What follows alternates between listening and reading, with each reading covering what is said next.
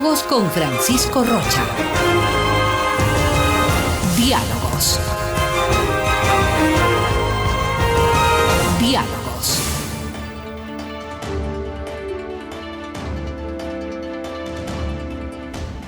Buenas tardes, amigos, estamos iniciando Diálogos y les habíamos comentado el día de ayer que hemos invitado a dos economistas, al economista Andrés Vergara y al economista Mauricio Pozo.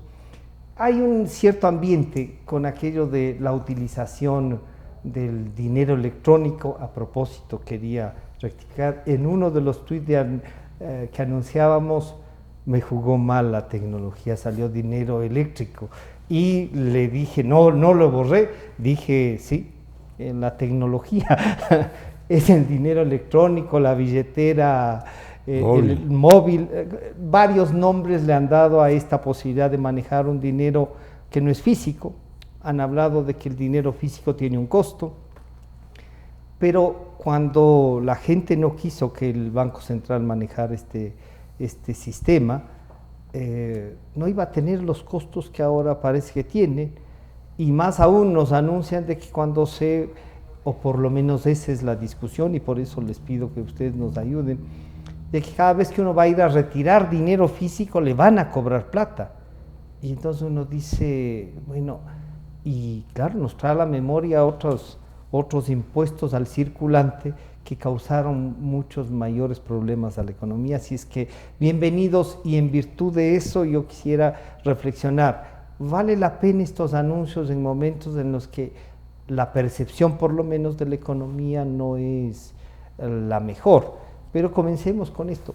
¿Cómo debemos entender el dinero electrónico, estas transacciones tecnológicas donde no hay dinero físico? Y si es que le han arranchado al Banco Central, como dicen algunos restos del gobierno anterior, y le han entregado a la banca para que haga su buen negocio. Bienvenido, Mauricio, buenas tardes. Gracias, Francisco, un gusto compartir. A veces con el papá, a veces con el hijo, temas de economía. Bueno, primero señalar que el proceso en el Ecuador inicia el gobierno anterior a través de una norma a través de la cual el Banco Central tenía la potestad de emitir dinero electrónico. Así salió la norma original. Y obviamente en una economía dolarizada, donde no existe un Banco Central emisor, a través de esta norma se le estaba dando la posibilidad de emisión de dinero electrónico, lo cual, dinero ficticio. Por lo que el Banco Central de su momento acumuló a lo largo de sus acciones de los últimos años, como por ejemplo los créditos que nunca le debió haber dado al gobierno y se los entregó a cambio de unos bonos, entre otras acciones que ejecutaron con plata que no era del Banco Central. Había el riesgo, obviamente, de que terminen utilizando esta suerte de dinero, obligación del Banco Central en emitir electrónico con otros objetivos, el pago de sueldos o el pago de bienes y servicios, nos hacían giros a las otros cuentas, usos. Entonces, a raíz de esta situación, entre otras razones, es que yo opiné, y muchos lo hicieron igual, de que era muy peligroso darle esta posibilidad al Banco Central, y que nosotros, o al menos yo, nunca he estado en contra de la tecnología. Hacia allá va el mundo, el mundo digital es ese. El día de mañana no habrán ni siquiera, no solo que no habrán billetes físicos, sino que no habrán ni tarjetas de crédito. Probablemente con la huella digital hagamos todo, pero hacia allá es el camino a donde nos tiende la tecnología actual. Pero eso obviamente tiene que ser primero debidamente utilizado y entendido en su debida forma. Entonces de ahí se origina el proceso. Y se decía en ese momento de que lo obvio era que esto se ha desarrollado en el sector privado, por el sector privado, por el sistema financiero, que lo pongan como una por los opción actores más, de tecnología, claro, como un servicio más, pero sobre una base real. Claro. Es decir, yo puedo comprar, vender, transferir, transar, pero en función de mi plata real, no en función de un chip tecnológico en el Banco Central que nadie sabe si había los billetes o no había los billetes de respaldo. Entonces, ese es un poco el tema.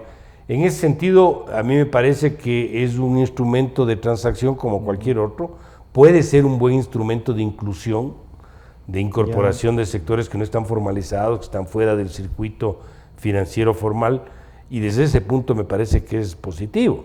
Si un celular puede servir para eso, hay más celulares que personas en el Ecuador. Claro. No sé cuántos celulares habrá inteligentes, pero creo que también es una porción importante. Y la mayoría más inteligentes que algunos. Bastante más inteligentes que algunos. Entonces, obviamente esto puede dar lugar a que se faciliten las transacciones, se involucren personas en esto, y probablemente con el tiempo, Francisco, se verá si los costos son apreciados por el mercado muy caros, pues tendrán que bajar.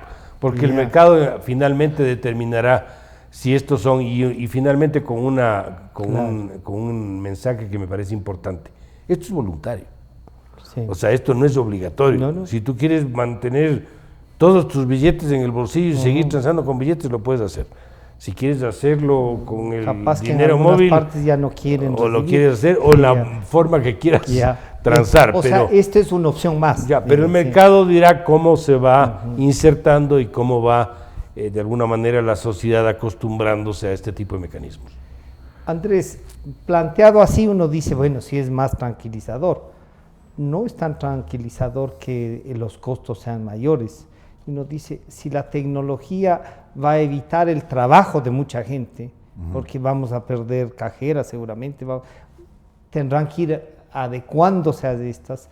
El costo parecería que es muy alto, que será que pagamos los primeros o que pagan los primeros que van a utilizar. A mí la verdad es que todavía me gusta el billete físico y me causa preocupaciones, Andrés. Esta parte tecnológica, si bien Mauricio nos dice, con seguridad hay más teléfonos que personas, sí, pero lo accesible a la parte informática del Internet nomás, por ejemplo, son que el 16-18%, y eso que el Ecuador ha avanzado a lo que estaba, avanzado rápido, ¿no? ¿Cómo empatamos esto? Y si usted ha hecho un análisis, Andrés, de los costos ya. Sí, bueno, haciendo un par de precisiones, no se necesita tanto Internet. En el caso, tal vez un buen caso que ha logrado incluir mucha gente es básicamente con el mensaje de texto, ¿no? O sea, es básicamente un celular, no datos, ¿no? Entonces hay cómo hacer por eso, mensaje de texto, mensaje de texto como teníamos en el 2001, 2000, y es más que suficiente. Pero volviendo a lo que usted dice y lo que, por cierto, un gusto con Mario Pauso, ¿no? Creo que vamos en niveles. Lo que ustedes bien comentaban antes, ¿no? Al principio estábamos asustados de que el gobierno nacional use este medio de pago para básicamente crear dinero de la nada, ¿no? Y vamos a otros niveles. Ahora estamos hablando que la banca la tiene que hacer. Y la banca la tiene que hacer y con la regulación del Banco Central. Y el Banco Central les impone tarifas máximas, no solamente para retirar, sino también para la transacción, que es 9 centavos. Y también hay una en la transacción también. No es que no se paga nada. No. Y un tercero, solamente las transacciones pueden ser de $50. Y se está discutiendo si cuántas de esas de $50 pueden ser por mes.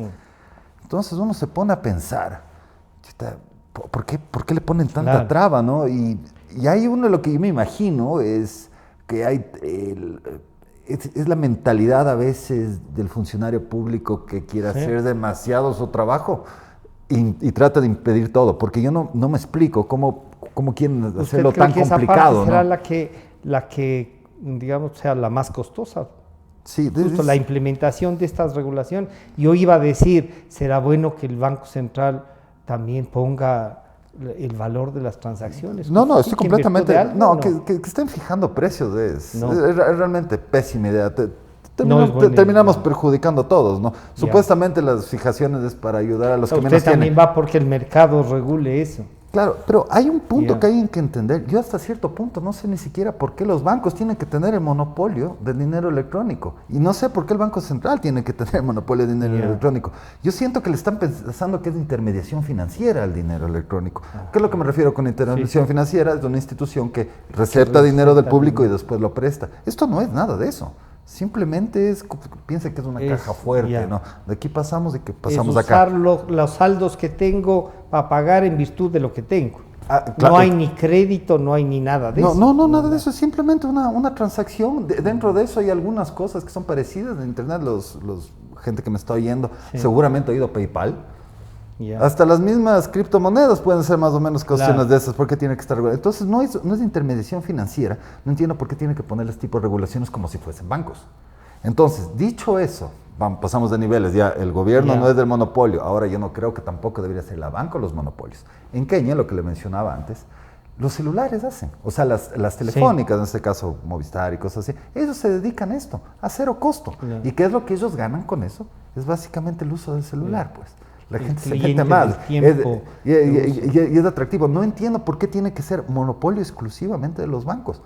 Inclusive que hay que tener una cooperativa, cuestiones así. Entonces, lo que está sucediendo con este tipo de cosas, que si bien es caro, yo no creo que hay que fijar, hay que imponer cosas para que funcione. Yo creo que, al igual que lo que había dicho el economista Pozo, hay que masificar el mercado para que sea muchísimo más barato, como en el ejemplo que es Kenia. Kenia no es precisamente Estados Unidos, ¿no? Claro. Ni Suiza, ni cuestiones así, y los costos son pero usted cero. verá, ¿no? que en Kenia se populariza el manejo del teléfono por las distancias, por la falta de las infraestructuras que aquí sí tenemos.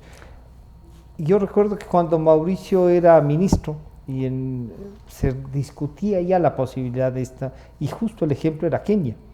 Y ustedes discutían de cómo estaba creciendo este manejo. No, al fin y al cabo llegó el correísmo, al final un poco intentaron hacerlo, pero ¿cuáles son las dudas? ¿O es solamente esta sensación de no entrar con la tecnología de golpe? Porque nos han hablado de bancarización los últimos 30 años. Nos cuentan que ahora ya es más o menos un 50% de los ecuatorianos bancarizados.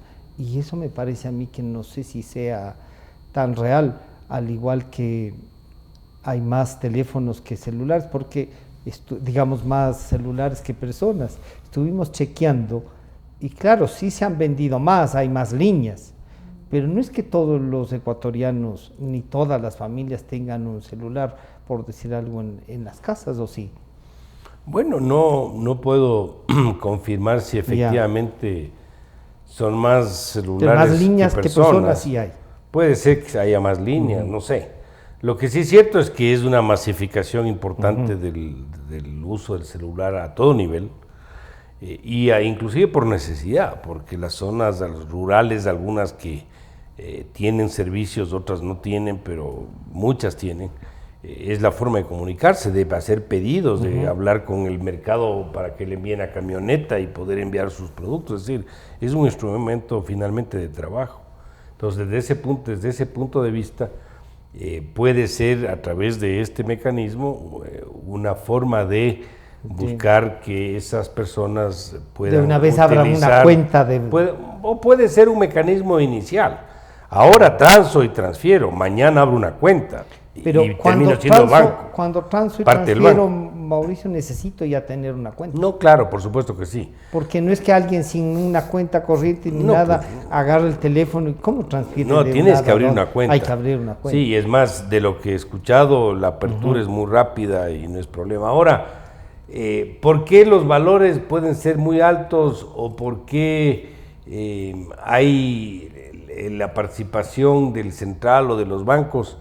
A mí me da la impresión que es un proceso de aprendizaje, pongámoslo así. Ya, sí que sí es. Y un tema también de seguridad. Probablemente dirán, mejor pongámosle tope a esto, por si acaso, y veamos llevan qué el pasa. Teléfono de alguien y no estoy diciendo si está bien o está mal, solo estoy presumiendo por qué puede ser que lo haga. Ya, puede ser que esa sea. Ahora, oponerse a esto es imposible, Francisco, porque esto es como oponerse a la globalización o al Internet, pues, o sea, no hay como oponerse, hacia allá va el planeta. Nosotros somos, el otro día daba una conferencia yo, somos del 1 por 1000 del PIB del mundo, 1 por 1000, ni siquiera el 1%, el 1 por 1000. Lo que quiere decir que somos tan pequeños. Somos los guaurares del mundo. Que en el contexto internacional no vamos a cambiar nunca la tendencia hacia dónde van las cosas. Más bien lo que tenemos que hacer es aprovecharnos del avance de la tecnología y para ver si más, estamos mejor nosotros. Pero lo que quiero llegar ese es el proceso al cual se da y hacia dónde debería caminar. Ahora, que el día de mañana eso termine incorporando más personas como sectores, clientes bancarios, eventualmente puede pasar. Pero, ¿cómo le calculan esa profundización que llaman? Es un cálculo muy simple, hay varias formas, pero una es el monto de depósitos del sistema más el monto de créditos de cartera sobre el PIB. Y eso te puede dar más o menos 50%. Porque son más o menos 28.000, 29.000 en depósitos, poco más de 20.000 en crédito y el PIB 109, divides, te va a dar cerca del 50. Y ese están bancarizados. Lo que te quiero decir es que ese porcentaje respecto a otros países sí asoma todavía pequeño. Por ejemplo, con Panamá es más del 100%. Y eso es bueno porque hay mayor acceso y mayor inclusive formalización a las transacciones. El otro elemento que me parece que puede estar dentro del análisis, y estoy especulando simplemente, es que nos ha tocado a todos es un poco, y es del dinero de origen ilegal. O sea, todo lo que se transa por origen ilícito, el tráfico de drogas o el contrabando o lo que sea. Entonces eso puede ser parte del objetivo que se persigue, que además, el rato de que esto empiece a canalizarse de forma más regulada, fácil no sé, controlar. No sé, yo no soy experto en electrónica ni en esto, solo estoy presumiendo lo que pero en el manejo, por ejemplo, ya de cuentas de los bancos, da lo mismo que vayan a depositar. Ahorita ya físicamente tú accedes en tu computadora a tu cuenta y transfieres a cualquier cuenta. Y tiene unos costos. Ves tu saldo y haces transacciones, o sea, eso ya está. Eso ya está. Pero y eso ya, igual esas transacciones están sometidas a la ley. Pues. Lo que pasa es que cuando tú haces es porque tienes una cuenta.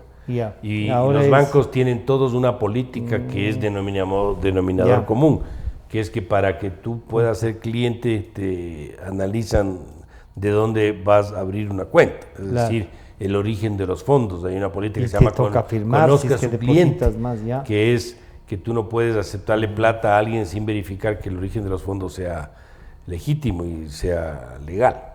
Entonces, a través de la formalización, de la bancarización, de alguna manera sí se ayuda para que este proceso pueda tener un uso más sano, digamos. ¿Cómo se haría, por ejemplo? Les digo, cuando se hablaba de lo del Banco Central, decía, oiga, ¿y cómo van a pagar en los mercados? Aquí todavía se venden las plazas. Y sí, muchas personas que venden en la plaza tienen su puesto, tienen el teléfono celular. No necesariamente una cuenta. ¿No es cierto? Claro, pero podrían sacarla, ¿no? O sea que, pero hay que habrá un trabajo de la banca, del sector público, ¿de quién? Para venderles las ventajas de tener una cuenta. Y claro, no siempre los banqueros son los más, digamos, se les busca para pedir crédito, creo, y ya no como una gran garantía, aunque ese nivel ahora se ha elevado. Tienen más, digamos, la gente tiene más conciencia de que sí hay seguridad. Claro, en cualquier tipo de negocio, en cualquier tipo de industria, cuando hay un mercado, hay una posibilidad de hacer algo, el oferente va y se acerca. Tal vez ahorita lo que yo considero que si es que considera la banca o si dejan entrar telefónica, etcétera, etcétera, ven que es más o menos atractivo hacer este tipo de cosas. Deberían acercarse, acercarse al ejemplo, al mercado, como usted bien dice, ¿no? Porque ahorita estamos acostumbrados un poco que en el banco uno se tiene que acercar y todo lo que es el trámite, pedir el turno, que la planilla de luz, agua, teléfono, cédula, la cuestión de votación, un sinnúmero de cosas, le vuelve bastante complejo.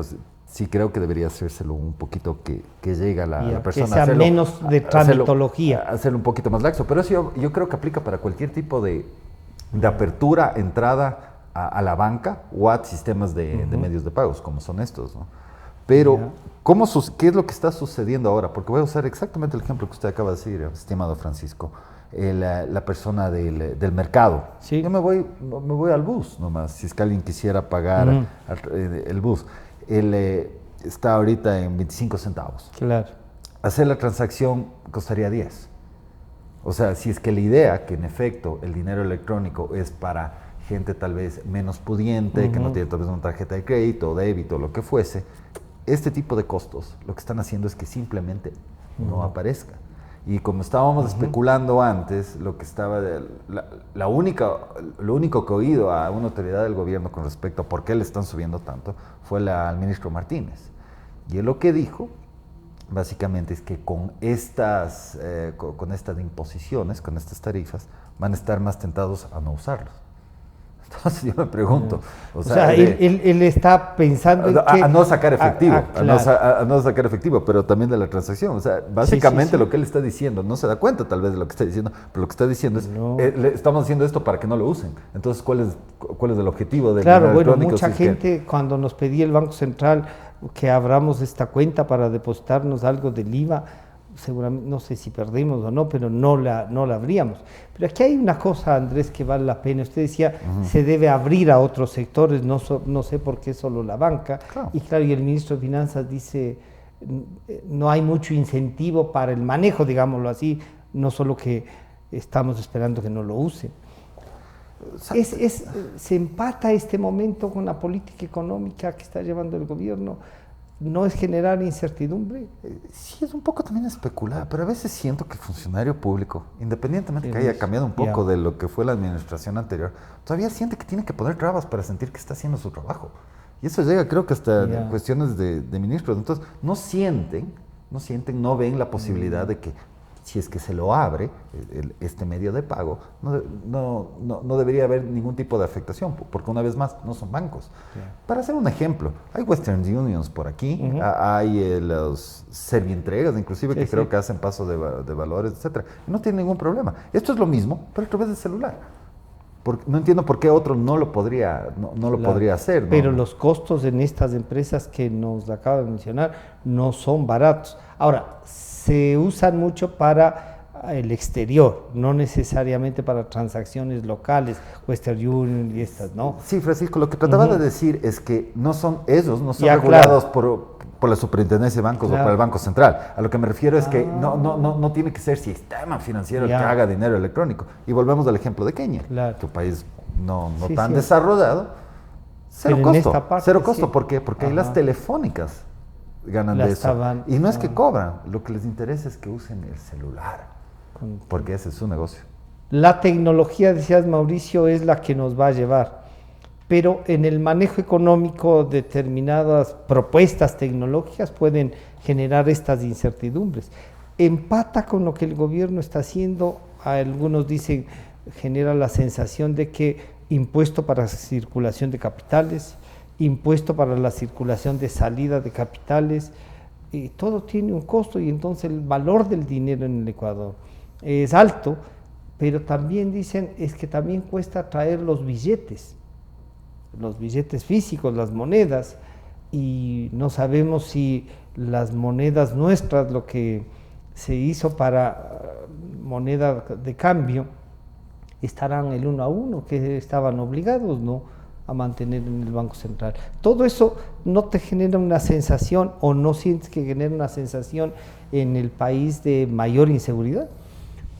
A ver, este es un mecanismo de transacción. Yo no le vería como... Ni más ni menos. O sea, no le daría... Costo alto, mayor valor. No le daría más importancia de la que realmente tiene, al menos de este momento. El impuesto a la circulación de capitales que hubo hace bastantes años atrás fue en otro escenario y con un contexto distinto. Recordemos que eso se lo aplicó eliminando el impuesto a la renta, porque ese fue supuestamente el proceso. La idea, y eso obviamente operaba en una economía con características bastante distintas a las actuales. Entonces, yo no le compararía mucho no es válido el ejemplo ahí, entonces. Sí, no le pondría como un ejemplo previo, digamos. Lo que sí es verdad es que normalmente la tecnología lo que hace es, o debería tender, es a abaratar costos en general. Y esto debería en el tiempo ser un instrumento mucho más accesible y mucho más económico. Por esa razón es que hay algunos que anticipan lo que pueda ocurrir en el mundo de aquí a bastantes años hacia adelante, y dicen que muchas cosas van a ser gratis por la propia tecnología. Claro. Imagínate y de lo hecho, que es hemos vivido la propia, cosas, ¿no? fíjate lo que es la propia robotización. Ya. Ahora están hasta operando personas con robots. Sí.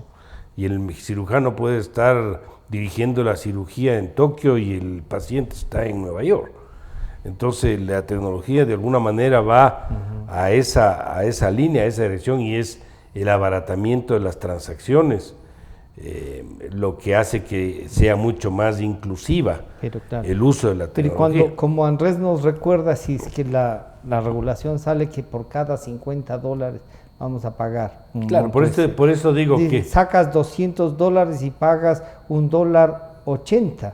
Por eso digo yo que y encima de eso le dejo mi plata en el banco. Por eso digo que este es un proceso que tiene que irse autorregulando por las propias condiciones del mercado. Si yo veo que es muy caro y que no me convence, no uso nomás, pues. Además hay otro tema que en el caso del Ecuador tenemos que considerar. Aquí hay temas culturales. Claro. El billete físico se usa mucho en la actividad rural y en la actividad agrícola.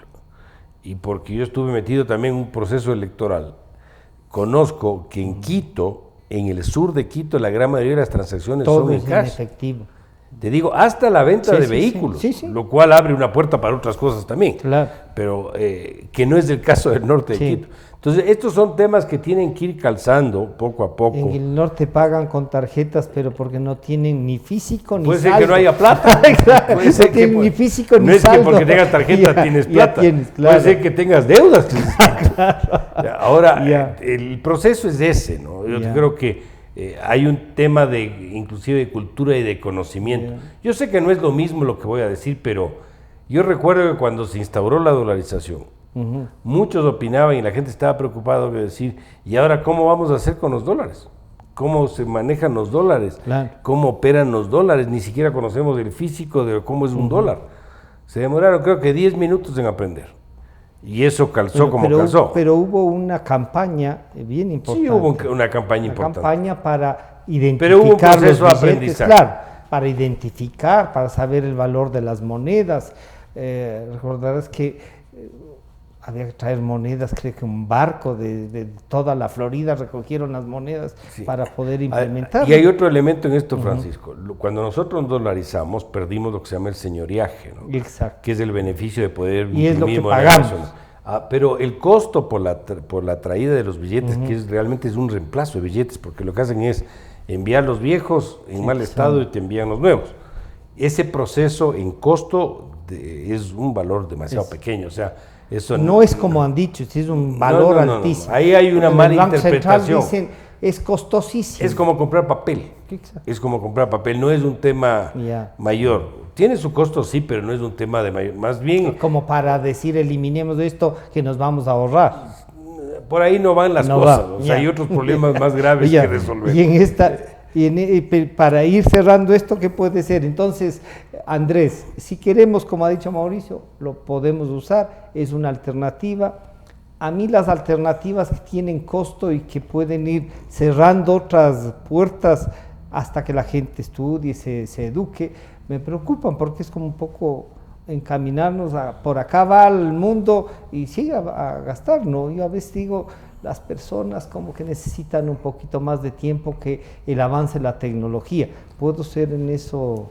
Es cultural, cultural. Y creo, qué pena, tengo que repetir a Kenia por tercera vez. Tenía más o menos peores características. Kenia es el ejemplo de funcionamiento en realidad, sí. Lo que tal vez hay que plantear, y esto tal vez más una estrategia de ver los beneficios del dinero electrónico por fuera de hacer las transacciones a través del celular y no usar solo efectivo, porque yo creo que la gente, muchos se centran en eso.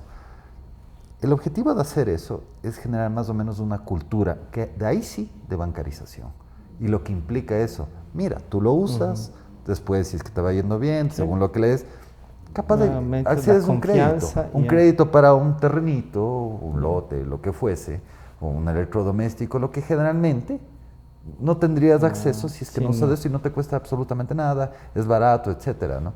Tal vez hay que enfocarlo más por ese lado, los beneficios posteriores que podría tener. No es simplemente como va haciendo unos récord de... Claro, no voy a pagar con mi celular. Alguien tal vez ya de una edad tal vez un poco más avanzada, ¿qué le va a interesar? No, mijito, deja nomás ahí, le va a decir la mamá al hijo, si es que le intenta enseñar. Yo uso mis billetitos nomás. Pero si le dice, vas a usar y después nos podemos comprar esto. Ese tipo de cosas tal vez no se está tanto enfocando. Lo que sí estoy seguro es que actualmente con esta fijación y estas cosas están haciendo todo lo posible, irónicamente, para que no usarlo. A mí me llamó la atención anoche, casi a las 11 de la noche, que dijo gracias por el programa, una señora, y dije yo qué bueno, una señora que me dijo, y se ve que entonces entra la tecnología. A mí hasta el mal olor de los billetes me gusta porque sé que tengo mis billetes en la cartera. Entonces, claro, yo no voy a ir a pagarles en donde compro con qué, y quién me va a recibir en la tienda del barrio, no me van a recibir. Claro, entonces un poco eso es, y la regulación, usted dice, es una traba. Están haciendo todo lo posible para que la gente no use, porque una vez más el dinero electrónico mundialmente es usado para gente con bajos recursos. Los que tienen más altos recursos van, cuando quieren efectivo se van al cajero y pagan los Kenia y el África es eso. Claro, y en el cajero es 50 centavos sacar. Si uno saca $20, o sea, si son de bancos distintos, ¿no? Bueno, yo sí me doy el lujo, camino un poquito más y no está... Y no pago los 50. Y no pago los 50. Pero cada transacción... son 35 centavos por la claro, no, es caro. Y cuando alguien va a un local y paga con su tarjeta de débito, el local termina pagando un monto importante, que es el 8%. Es el 8%, con tarjeta de crédito más. Y hay muchos locales que dicen, chuta, si me vas a pagar con la tarjeta... Le tengo que subir el 8%, le dicen así. Entonces siento que todos... Este precio cuesta tanto, con tarjeta tanto. Están haciendo todo para que la gente no se electrifique, si se podría decir. Que no se vaya a la tecnología directamente, ¿no? Entonces, porque si no, lo electrónico puede cambiar. Hay que dejar que otros entren, otros actores. Mauricio, se vuelve a generar esta sensación de que los bancos nos cobran por todo. Las tasas de interés están altísimas en el país y las que pagan los bancos, en cambio, son pobrísimas. Uno dice, para dar un ejemplo, tenga $10,000 en una cuenta de ahorros y débale $10,000 al banco. Es una diferencia astronómica entre lo que te paga el banco y lo que te cobra. ¿Cómo conseguimos que esto de la bancarización, que no hacemos como trabas, como dice Andrés, cómo conseguimos que la gente diga, bueno, por seguridad, por todo voy a pagar, pero no que me asalte? Bueno, hay varios temas en esto, Francisco. Uno de ellos es que el Ecuador sigue teniendo un riesgo muy alto. El riesgo del país, a pesar de que ha bajado, es el tercero más alto de la región después de Venezuela y Argentina. Antes con Argentina estábamos a la par, cercanos, ahora ya Argentina está más arriba en riesgo, pero seguimos teniendo un riesgo alto respecto a otros países, inclusive los Colombia propios y vecinos. Perú, claro que son los... Nosotros estamos con 600 puntos, más o menos 700 a ratos, los otros están en 200, entonces hay una diferencia importante. ¿Qué pasa con ese riesgo? Que eso se traduce en que si un inversionista viene al Ecuador y quiere poner su plata, va a exigir una remuneración, un rendimiento más alto de lo que le va a exigir a otro país con un riesgo menor, precisamente por el riesgo de traer su plata al Ecuador. Digo esto para decir que el que estemos dolarizados no quiere decir que tengamos las tasas de interés de los Estados Unidos, porque estamos usando la moneda de ellos, pero no tenemos el riesgo de ellos. Primer tema. Segundo. Ahí ya sube 7 puntos.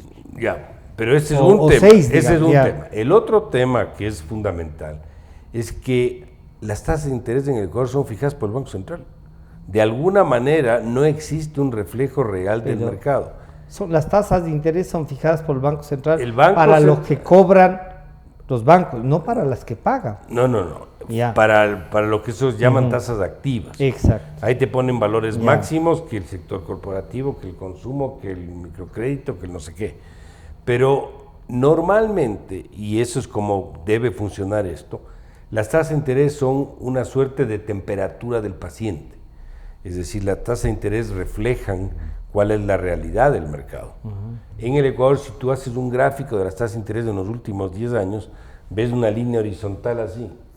O sea, es electrocardiograma de un cadáver, o sea, una cosa que no se mueve. Pero están en lo alto. Sí, pero lo que te quiero decir es que no puedes tener la misma tasa cuando el petróleo está en 140 que cuando está en 20, pues. Que cuando hay liquidez, que cuando no hay liquidez. Que cuando hay una declaratoria de moratoria, como fue el 2008-2009, que cuando estás renegociada con el fondo. O sea, ¿sí me entiendes? O sea, tiene que reflejar algo. Y las tasas de interés, por esa participación directa del central, no refleja nada. Entonces, las tasas de interés es uno de los cambios que tienen que hacer para que refleje de alguna manera eso. Primero, segundo tema. Que nos suban. No necesariamente. Eso ya depende, porque pero le está dejando mucho al mercado y ahora, el ahí margen, vuelvo a pedir el país tan chiquito. No el margen que tú tienes que ver es el margen de alguna manera ponderado, porque los bancos reciben depósitos en cuentas de corrientes que no pagan nada de retribución al cuenta correntista, reciben cuentas de ahorro que sí pagan una tasa, o reciben fondeo más que ya son los más de plazo mayor, que son depósitos a plazo fijo, o pólizas de acumulación o lo que sea. La cuenta el promedio de esas tasas, el promedio de esas tasas asume que es del 5%. Y por otro lado tienen las tasas activas, las que le cobran a la gente, o a las empresas o lo que sea. El promedio de esas tasas asume que es del 12%. Los 7 puntos, entre 12 y 5, es el margen que se llama. De ahí cubren los gastos y lo que queda es la rentabilidad. Esa es la forma. Que el margen es muy amplio y probablemente sí. Pero ese es un tema de riesgo. El 23 es un tema de riesgo, pero depende de dónde estás, porque a ti te cobran el 16 porque te presten plata para un carro, pero la empresa que pide un crédito le cobran el 9. 11. No, le cobran el 9, una empresa grande le pueden cobrar el 9. Entonces depende cuál es la tasa combinada. Pero en todo caso, a lo que quiero llegar es que esto es una explicación más didáctica, pero lo que quiero llegar es que el Ecuador baje el riesgo, que el Banco Central deje de participar en ese proceso, puede ayudar a que el margen se reduzca y las tasas se reduzcan. Siguen siendo altas. Recuerda que si te pagan por una inversión el 7% o el 6%. Ya es peligroso, dicen algunos. Bueno, si algún banco pero tienes una inflación cercana a 0. Claro. La inflación es del 0,7 a la última fecha, o sea, tienes unos 5 o 6 puntos reales. Inversión. Pero en cambio, respecto a la tasa activa, sí es bastante, porque estás pagando 15 puntos reales sobre una inflación de casi 0. Pero este es un tema que está atado a estas otras cosas que hay que cambiar. Andrés, entonces la política económica está dejando de lado una cosa que es, el riesgo país con todo lo que se ha hecho, sí ha bajado algunas cosas, pero mantener las tasas, ¿usted estaría de acuerdo en que hay que liberarlas entonces? Estoy completamente de acuerdo que habría que liberarlas. Yo creo que hoy por hoy, como dijo el economista Pozo, hay ciertos momentos que yo creo que las tasas deberían ser más bajas y en ciertos momentos tal vez un poco más altas. Pero al final de cuentas las tasas es una cuestión como precios, es una cuestión que va a oferta y demanda. Si es que hay más dinero, más capital, básicamente, el costo de adquirir uno es mucho más barato. Si es que a los bancos, para hacer un caso didáctico, a los bancos les sobra millones de millones, tienen que ponerlos, tienen que colocarlos, caso contrario no generan negocio. Si es que tienen mucho, ya lo van a hacer a precios un poco más bajos, léase, tasas más bajas. Si están más contraídos, ahí tal vez lo pongan para evitar que vayan a pedir préstamo. Claro, entonces la tasa se maneja por cuestiones de oferta y demanda. Por supuesto, hay muchas más cuestiones, ¿no? Seguridad jurídica y cosas así. Pero al final de cuentas, termina siendo así. Si es que hay más de algo, cuesta menos. Si es que hay más de algo, cuesta menos. Si hay menos, cuesta más. Lo mismo pasa con las tasas. Entonces, yo creo que tal vez una solución sería, el riesgo país es alto, etcétera, etcétera. Yo creo que es momento de abrirnos un poco. Si es que es tan... ¿Hay más bancos? ¿Banca extranjera? Banca extranjera. Bajo el concepto de lo siguiente, si es que aquí una tasa activa puede llegar fácilmente, la de consumo a 15%, mientras que en Panamá 4, exagerando, 5, 4 o 5 más. Vengan acá, no se preocupen, aquí... Vengan a cobrarnos el 10 y así todo sería 7 puntos menos. Hágase con negocio y ustedes tienen la plata y no les tienen que pagar a los depositantes, a los cuentas de ahorristas las tasas que se pagan acá, siguen pagando por acá. Creo que tal vez por ese lado deberíamos hacer. Si queremos bajar las tasas, traigamos. Andrés, el valor de los servicios, como quiero hacer transacciones, máximo 50, cada 50 va a tener un costo. Ya cuando usted nos recuerda que de banco a otro banco, no en el mismo banco, tiene un costo mayor, son 50 centavos. Y claro, y el otro día decían, claro, porque el tiempo es el único recurso no renovable. Si es que uno hace una transferencia con un cheque, es un día, ¿no? Si están malas, son 2 días. Por lo menos, exacto. 2 días, porque seguimos también con la que para mí es arcaica cámara de compensación. ¿Qué significa eso? Si es que Banco A le quiere pagar le pasa plata a Banco B, tiene que pasar antes por el Banco Central y decir si está cuadrado. La transacción. Claro que es una cuestión electrónica, no es que hay gente ahí. Sí, y una vez quería conocer la cámara de compensación. En otros países, si es que uno manda de un banco A al B, es automático, tan automático como si uno se mandara dinero. Pero ¿y cómo le registra el banco esa transacción? El Banco Central, digamos. Yo no creo que debería haber Banco Central. ¿Ah, sí? Para esa cámara me parece completamente arcaico, porque el tiempo también es costo y es plata. Y es el mayor costo. Mauricio, pero yo sí creo que debe haber Banco Central. Además, siempre peligro. Y cuando nos decían que con la dolarización ya no hay política monetaria, todo lo que ustedes nos han dicho es política monetaria, porque pueden obtener más circulante o menos circulante y vigilar a los bancos cuánta plata manejan y todo eso, ¿o no? Bueno, el Banco Central, a mi forma de ver, sí tiene un rol en dolarización. Claro. No tiene el rol de la cantidad de dinero, porque no emite dinero, pero tiene algunos otros roles, como es, por ejemplo, el tercero confiable, que se llama en teoría económica, aquel que opina sobre temas de gobierno y ayuda a poner un peso técnico en ciertas decisiones, de endeudamiento, precio del Estado. Un Banco Central autónomo. Proveedor de información confiable, de transparencia de información, relaciones de comercio exterior, que también puede ser un actor importante. Es decir, yo creo que puede cumplir un rol ahí que hay que redefinir, sí, pero creo que no solo. Yo estuve en una conferencia que me invitaron hace poco en el Banco Central y promoví lo que he dicho en otras veces, no es la primera. Yo creo que debe buscarse un proceso de fusión con la superintendencia de bancos, porque el control de la liquidez requiere una supervisión bancaria mucho más cercana. Claro. Entonces yo creo que ahí es absolutamente que se puede empatar lo que el Banco Central hace en dolarización con lo que la superintendencia de bancos generar tiene que hacer. Y debería ser un banco central un banco central que haga supervisión bancaria. Que haga supervisión y aparte de los otros roles que estoy citando. Entonces yo creo que eso es compatible, pero ese es un tema de... Y este Banco Central, claro, que nos plantea Mauricio y que alguna vez incluso creo que llegaron a proponer... Bueno, yo propuse en campaña, inclusive hablé del tema ese y también lo dije en ministro, busqué cuando estuve en el ministerio, pero ahí era un tema que caía en la arena política y ahí es tierra impredecible. Realmente. Este Banco Central así, con supervisión financiera, desaparecer superintendencia, ¿le parece mejor que o simplemente no debe haber? ¿No es peligroso eso, Andrés? Tal vez tengo que clarificar algo. No es que no crea en la supervisión. Sí creo que debe haber supervisión. En lo que no creo es en el control. Son cosas un poco distintas. No considero que el Banco Central, tal como está ahorita, diga, tú cobras de esto, tú pagas de esto, tú te coges las utilidades de lo que tú generaste, tú no te coges las utilidades de lo que tú generaste, que dicho sea de paso, gran parte de los bancos grandes, la rentabilidad que generan no se la quedan, les obligan a reinvertirse en ellos mismos. ¿verdad? En eso no creo, un direccionamiento en meterse en empresas privadas por parte de tanto de la superintendencia o del Banco Central. En eso no creo. Sí creo en la supervisión, pero esas son cosas completamente distintas. Sí.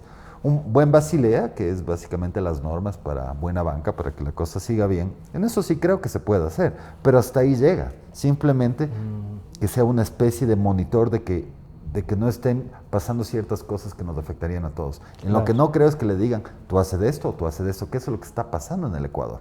Entonces, la idea de que quitarnos control, para mí, yo creo que todo este tiempo, en estos últimos 10 años después de la elección, han caído bancos, por si acaso. Y sobre todo cooperativas. más de 300. Pero eso es todos los días.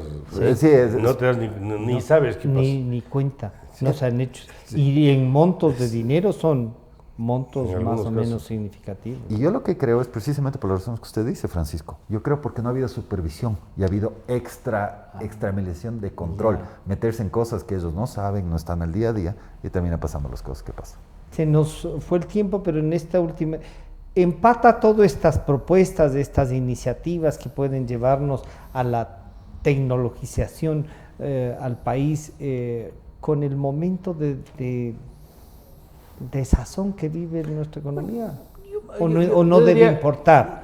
No le sumemos esto. Yo te diría que la tecnología, la innovación es medio transversal a los procesos, ¿no? O sea, es una cosa pasa que está por ahí. todo.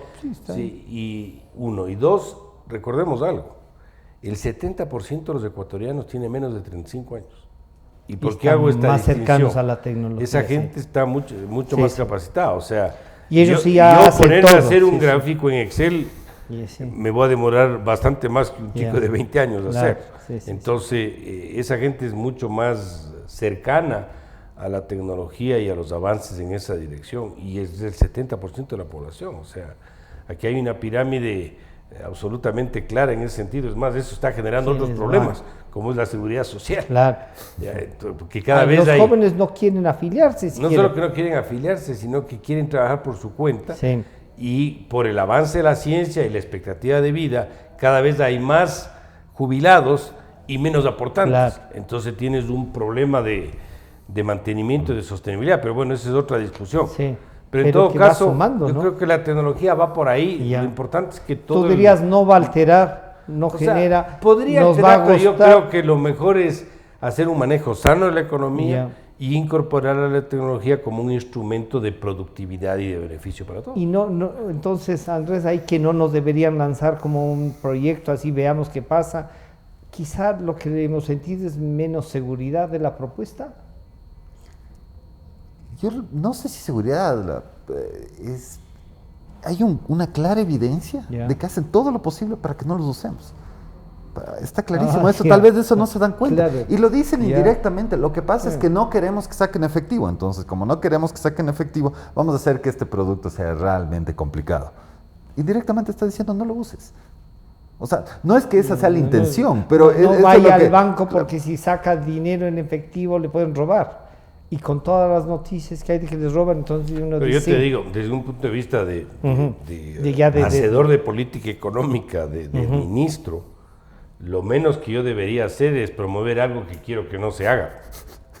Si no, ¿para qué promuevo? Claro. ¿Sí me entiendes? Ya, si yo saco... Esa contradicción te ¿sí genera una incertidumbre, yo esperaría que si anuncio algo... Que funcione. Funcione, si no, ¿para qué lo anuncio? ¿Sí me entiendes? Entonces, que esa es la incertidumbre. Entonces yo te diré, yo creo que el mercado, va a ir marcando las pautas de cómo es recibido una iniciativa de esta naturaleza. Veamos qué pasa. Claro. Veamos. Andrés, entonces esto retiren los nervios de... ¿Quién es? Del Estado en este caso. Pero los bancos no van a ofrecernos como todas la cantidad de servicios que tienen. No creo. Es que veamos la trascendencia. En este tema del dinero electrónico llevamos algunos años. Sí. Y estaba viendo las estadísticas de cuánto. Estaba viendo las estadísticas de cuánto se mueve. Es muy poco. No llega ni el número de cuentas que abrieron en el Banco Central era como se dice, pobrísimo. 4 gatos. O sea, no había... Bueno, también se generó este ambiente de... van a tener... El origen no fue el mejor. Asustó. Entonces, no es un producto... no es este momento, entonces. Claro, entonces no es un producto que se usa. Como no es un producto... Puedo entender que, démosle el pase de que pongan regulaciones y costos de manera un poco populista o autoritaria, exagerando, ¿no? Pero háganlo en cuestiones que ya están funcionando, no en algo que todavía no está funcionando.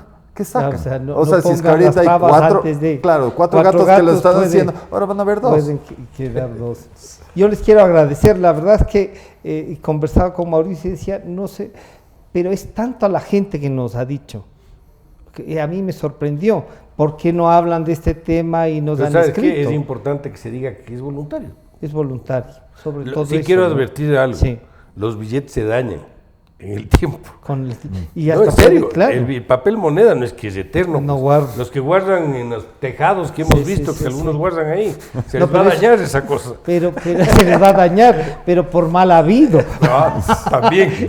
Bajo el colchón peor, entonces, sí. Bueno, muchísimas gracias Andrés y Mauricio.